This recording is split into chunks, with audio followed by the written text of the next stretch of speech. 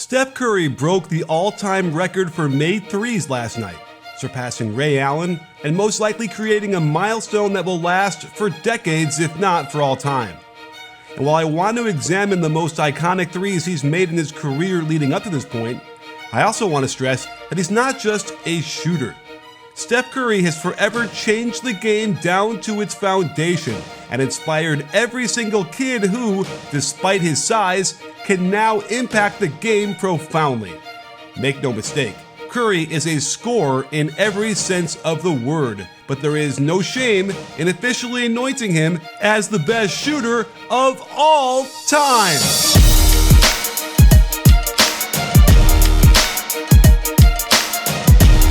Ever since Steph Curry arrived on the scene and started shooting threes off the dribble, I've been studying every single aspect of his shot. I've been able to get footage that few others get, and when I teach shooting now, a lot of it is rooted in what we've discovered from his shooting mechanics.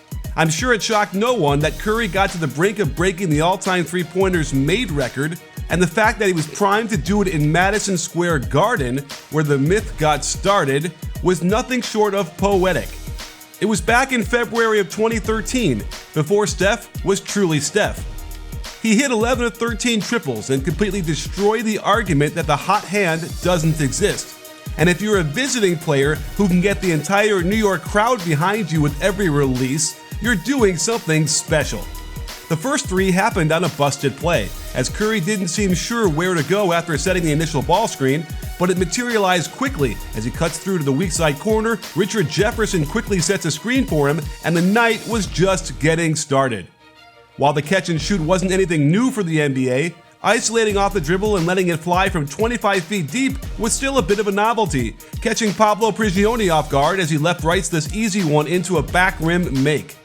If the ISO make was unique, then the dribble into a pull-up on the fast break was downright audacious, as Felton never got within 10 feet of him before Curry is dropping clean through the net. In transition, poor Carmelo Anthony had to pick Curry up, and he learned the hard way what happens when you turn your head to follow the ball for even a second against Steph, who wastes no time getting this one up. With all the threes Curry has made so far in this game, you'd think defenders would want to stick closer to him, and if you use Manscape's new body wash, you'll smell so good, you'll have everyone wanting to crowd around you. And if you click on my special link, you'll save 20% off your order. So check out the Performance Package, which comes with a lawnmower to keep the hedges tidy and Crop Reviver, something that will keep your balls toned, which is key to making them go through the net. Again, just click on that link below to get 20% off your order and enjoy the holidays by manscaping. It'll make watching Steph Curry's MSG detonation that much more satisfying. By the third quarter, the Knicks decided to do something about this, sending a hard double team out of the pick and roll. And it almost got them a deflection into a steal, but Curry never stops moving after passing, and as Felton is going for the shot fake, Curry is lining up a wide open corner three for another swish.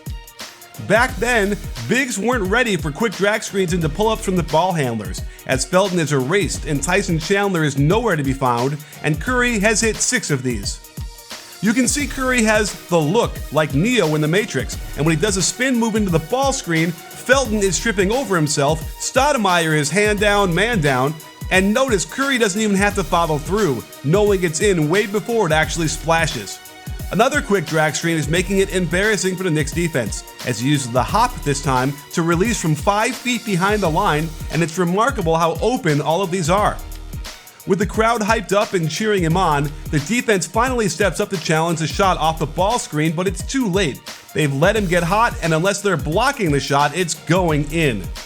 Down too late in the game with numbers in transition, Mark Jones says it best. Curry, why not for 3? Bingo!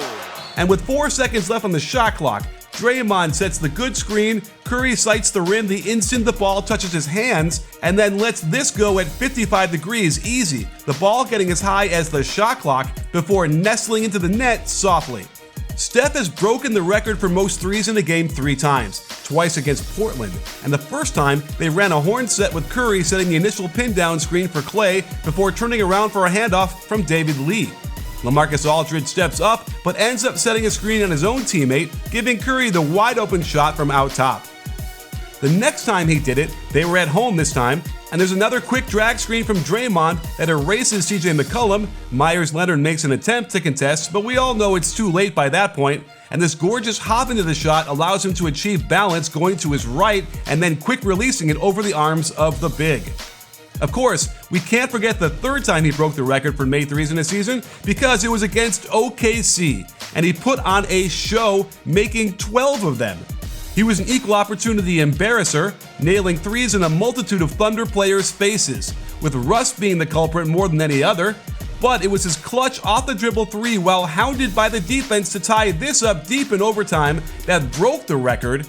And then we got one of the most breathtaking and awe-inspiring threes we'd ever seen to end the game.